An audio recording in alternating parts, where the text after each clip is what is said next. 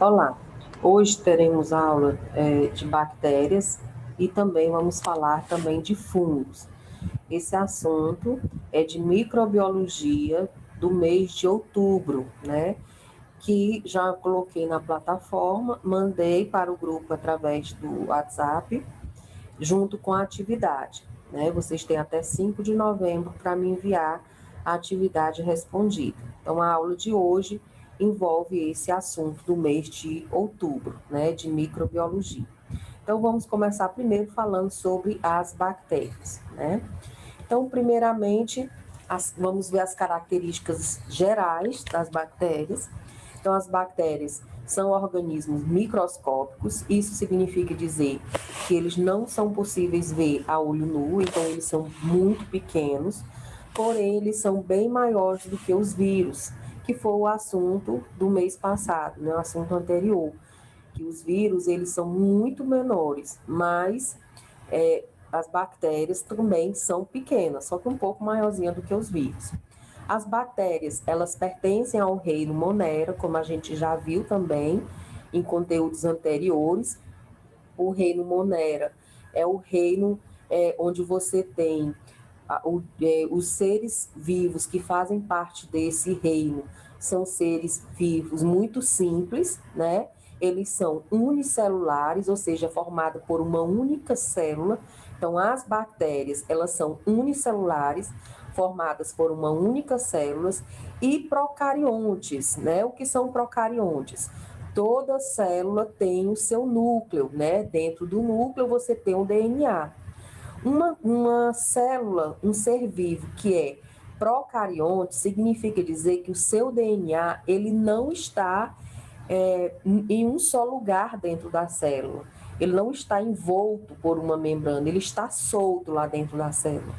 Já os seres vivos eucariontes são seres vivos que o DNA ele está dentro do núcleo e está envolto por uma membrana, né?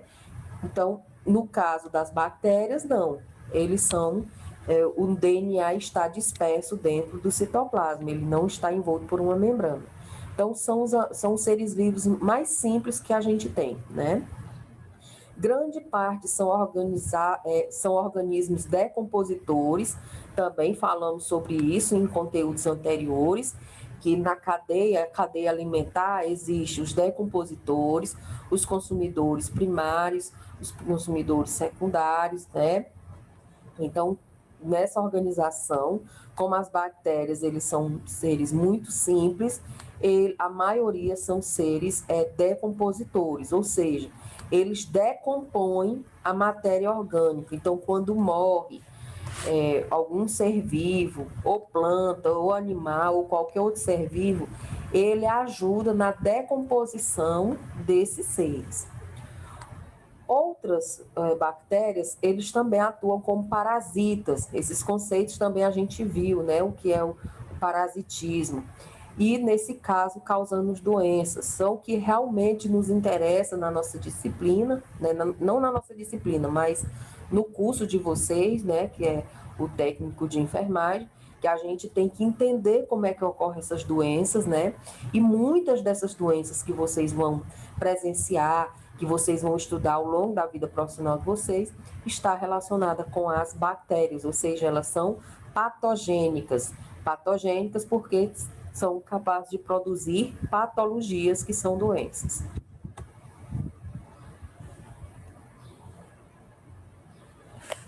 As outras características das bactérias.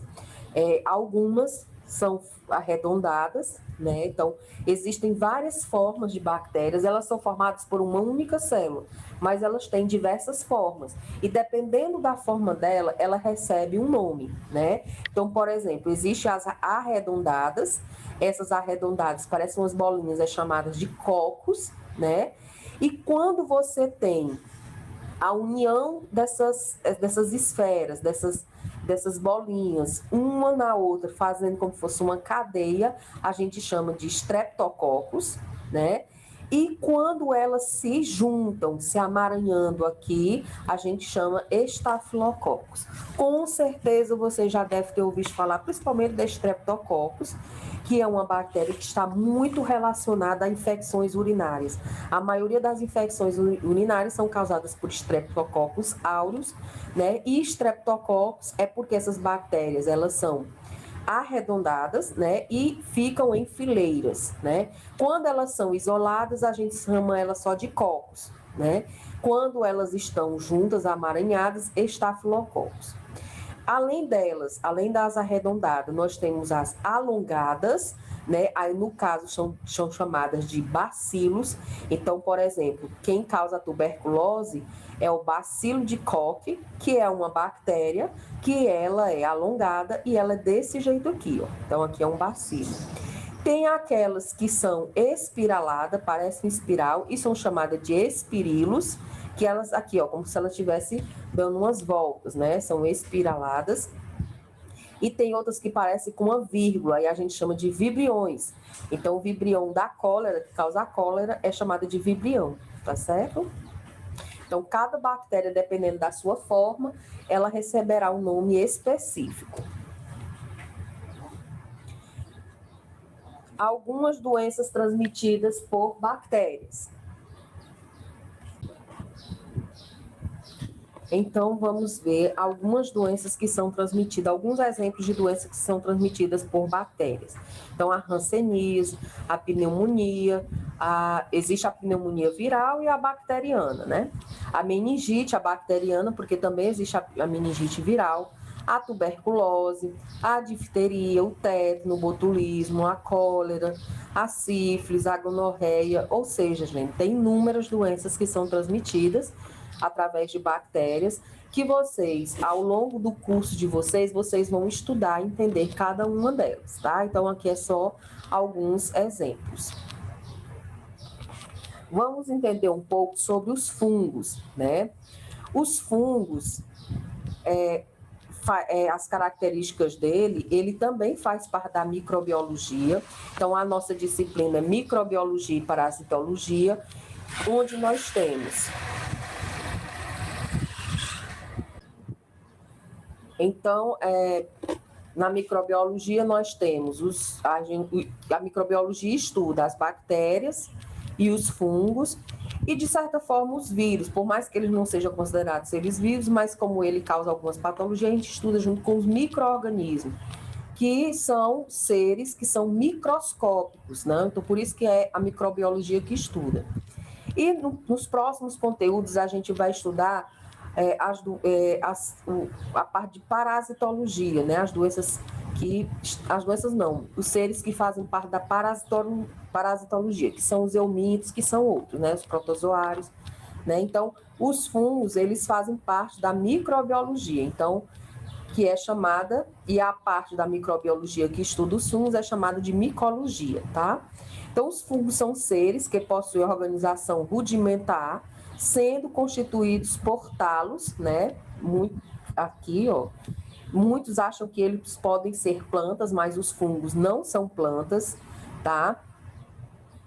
Formados por uma ou mais células, ou seja, então você encontra fungos que são unicelulares ou pluricelulares. Os fungos você pode encontrar tanto na terra como dentro da água. Então, os meios que você encontra terrestre ou aquático. Muitos desses fungos também são decompositores, né? Juntamente com as bactérias, decompõem material orgânico, né? Alguns também são parasitas e outros são utilizados na alimentação, gente. Então, por mais que vocês achem nojento um fungo e tal, mas muito utilizado o fungo na alimentação. Por exemplo, cogumelo. Quando você ouvir falar de cogumelo é um tipo de fungo, tá? Mas lembrando, nem todos os cogumelos que você encontrar, você vai sair comendo. Existem diversos tipos de cogumelos, mas a maioria são tóxicos e venenosos. Alguns ou outros que podem ser comestíveis, como o shiitake, né? São esses que podem ser consumidos. Existem espécies de fungos que também são utilizados na produção de alguns alimentos, como queijo, né? Por exemplo, o gorgonzola, que é esse queijo meio mofado, e ele é mofado justamente porque os fungos atuam nessa produção. É utilizado na fermentação de pães. Então, quem faz comida, existe dois tipos de fermento: o fermento químico e o fermento biológico.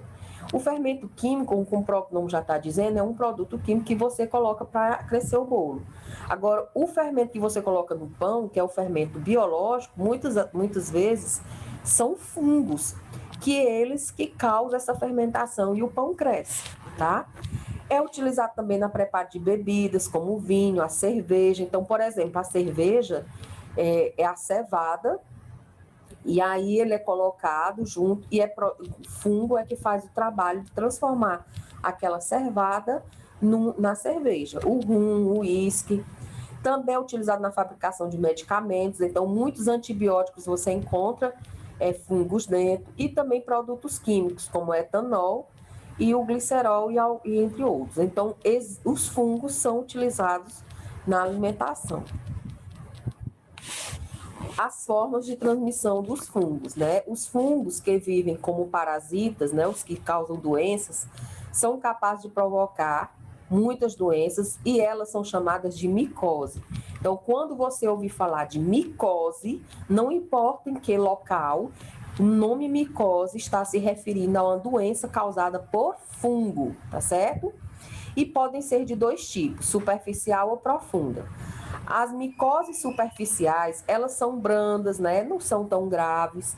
Elas crescem, né, na pele, unhas e cabelos. Então, aqui tem algumas imagens de micose. Aqui na cabeça, normalmente, aonde ela atinge, cai a pele, desculpa, cai o pelo, né, ou cai o cabelo, né, elas formam como se fossem esses caminhos. Então, a gente já ouviu falar, ó, dermatifose, que é a tínia, que ela cresce, que a gente chama de cobreiro, né, ali é um fungo. Tem a candidíase, que é o sapinho na boca, né, pitiriase, pé de atleta, né, que é aquele fungo entre os dedos. Aqui tudo, que essas micoses é fungo, tá? Já as profundas, elas são menos frequentes, mas elas costumam ser bem graves, tá? Elas atingem órgãos internos, principalmente pulmão e o baço. As micoses profundas ocorrem principalmente em indivíduos que têm a imunidade muito baixa, né? Principalmente aquelas pessoas que têm AIDS. Como são transmitidos esses fungos? Os fungos, eles se propagam pelo ar na forma de esporos, né, podendo ser inalados, deglutidos ou depositados na pele ou mucosas. Então, esse fungo, muitas vezes, a gente pode até achar que ele passa de pessoa a pessoa, mas ele passa também. Mas ele pode passar pelo ar, por objetos, por roupas, né? Então, a transmissão, ela também pode ser de pessoa, por meio de objetos, por roupas, né? Calçados. Então, uma pessoa que tem pé de atleta, que é aquele fungo nos pés, e você calçar o sapato dele, corre o risco de você se contaminar também. Pisos, né? Sempre em lugar onde não há uma boa higiene. A transmissão também pode ocorrer diretamente de animais. Então, se o animal que você tem contato normalmente é gato, cachorro, que você tem em casa, cavalo, tem a micose passa para o humano. E a espécie do gênero Cândida, ela também pode ser encontrada em condições comensais, como a gente já viu que é um tipo de parasitismo, né? Na pele, na mucosa, no intestino e nos órgãos cavitários, boca, vagina e ânus. Ou seja, a nosso corpo, você encontra fungo morando lá sem problema nenhum. Inclusive na nossa boca, na vagina, no ânus, no nosso intestino, você encontra fungos, principalmente desse gênero, chamado de Cândida. Normalmente, eles não causam nenhuma patologia. Quando é que essa cândida, que vivem lá normalmente, pode se transformar numa doença? Quando tem algum problema com a questão da imunidade, né, da resistência da pessoa, aí ela fica com a imunidade baixa, esses micro-organismos se multiplicam de forma exagerada, causando a patologia. Muitas vezes, essa proliferação desses fungos exagerados está relacionada à má higienização. Então, É muito comum em mulheres ter esse tipo de infecção vaginal causada por cândida, só por questão de falta de higiene, né? Por isso, o ideal é que estejamos sempre com uma boa saúde, com uma boa imunidade, com uma boa higiene para evitar essa proliferação de fungos. Então, gente, esse foi o nosso assunto do mês de outubro. Mais uma vez, a atividade já está na plataforma, ou vocês podem me mandar pelo WhatsApp, tá? Ela vai valer a sexta nota, e aí vocês podem responder a atividade utilizando tanto o assunto que foi enviado, como assistindo essa aula. Qualquer dúvida pode entrar em contato comigo, que estou à disposição para respondê-los. Tchau e até a próxima.